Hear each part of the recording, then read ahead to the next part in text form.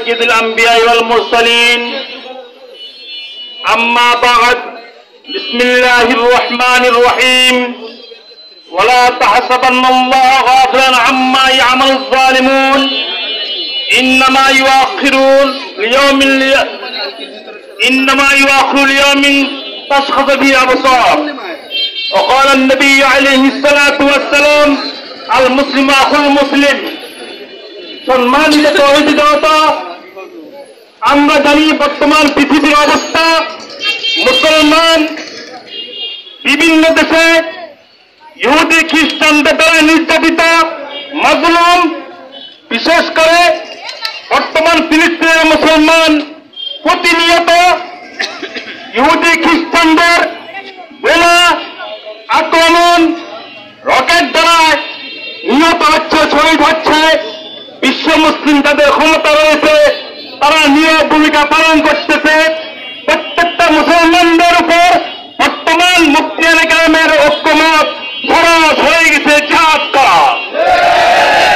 জিহাদ যদি ফরজ হয়ে যায়, অনুত অবস্থায় জিহাদ না করে যদি মারা যায়, সেই ব্যক্তি কালিমা নসিব হবে না। জিহাদের জজবা প্রত্যেকটা মুসলমানের অন্তরে থাকতে হবে।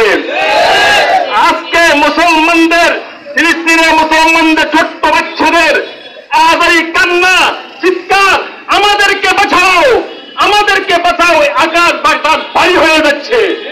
আর আমরা এখানে বসে একটু সময় দিব, গান দিব, তাও পারতেছি না। কিন্তু আমাদের এটা বদনসিব। মনে রাখবেন, এক সময় আমাদের উপরে এই বিপদ আসবে, তার গ্যারান্টি কি? আমাদের বাচ্চা কতটুকু নিরাপদ? ফিলিস্তিন এক সময় স্বাধীন হয়েছে আমাদের সাথে, 1971 সালে স্বাধীন হয়েছে। কিন্তু এখন এতদিন পর্যন্ত এখনো ওরা ওদের ইহুদিদের গোলাম হয়ে বাঁচতে হচ্ছে। মুসলমান রাষ্ট্র হওয়ার কারণে, একটা অপরাধ মুসলমান হওয়ার কারণে।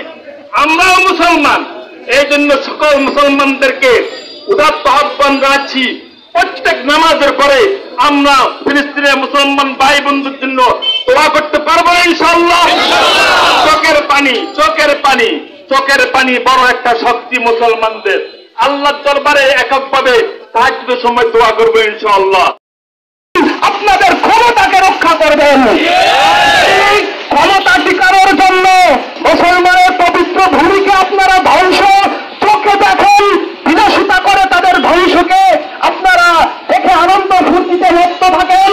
এই কাতারকে বলছি, দুবাইকে বলছি, সৌদিকে বলছি, তুরস্ককে বলছি, তারা কিন্তু আপনাদেরকেও ছেড়ে দেবে না। আপনাদেরকেও তারা একে একে হত্যা করবে। আর যদি আপনারা আপনাদের সমস্ত অস্ত্র সৈন্যকে ইসরায়েলের বিরুদ্ধে ব্যবহার করেন, আল্লাহ তাআলা মুসলমানদেরকে বিজয় দান করবেন। আমাদের সবাইকে আজকে থেকে আমরা বলছি, আজকে থেকে আমরা ইসরায়েলের বিরুদ্ধে জিহাদ ঘোষণা করলাম। জিহাদ, 1 নম্বর জিহাদ হবে আর্থিকভাবে তাদেরকে পঙ্গু করা।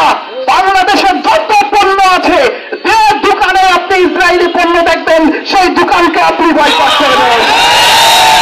পাটকেলখানা বাজারে যদি ইসরায়েলের পণ্যের কোন ডিলার থাকেন, সাবধান হয়ে যান। পণ্যের আরো অনেক ডিলারই আছে, আপনি সেই পথে ব্যবসা করেন, আপনার দেশে আল্লাহ তাআলা উন্নতি দিবেন। আর যদি আপনি গাদ্দারি করেন, তার পাটকেলকাটা তাওহীদি জনতা কিন্তু আপনাকে ক্ষমা করবে না। আরেকটি ভাবে আমরা জিহাদ করব, সেটা হলো আমরা সব সময় প্রস্তুত থাকবো। যারা আমাদের পতনকে ঘুরিয়ে দিচ্ছে, তাদেরকে আমরা ধ্বংস করার জন্য সব সময় প্রস্তুত থাকবো। আমাকে যদি তার জন্য একবার মৃত্যুদণ্ড দেওয়া হয়, আবার চিন্তা করা হয়, আবার আমি লড়াই করব। আমাকে যদি আবার মৃত্যুদণ্ড দেওয়া হয়, আল্লাহ যদি আমাকে আবার চিন্তা করেন, আমি আবার লড়াই করব। এভাবে যদি আমার 1000 বার মৃত্যু হয়, আমি ইসরায়েলের বিরুদ্ধে লড়াইয়ের জন্য প্রস্তুত থাকবো ইনশাআল্লাহ। সম্মানিত উপস্থিতি, এই পর্যায়ে আপনাদের সামনে বক্তব্য পেশ করবেন হযরত মাওলানা মুফতি মনিরুল হক সাহেব।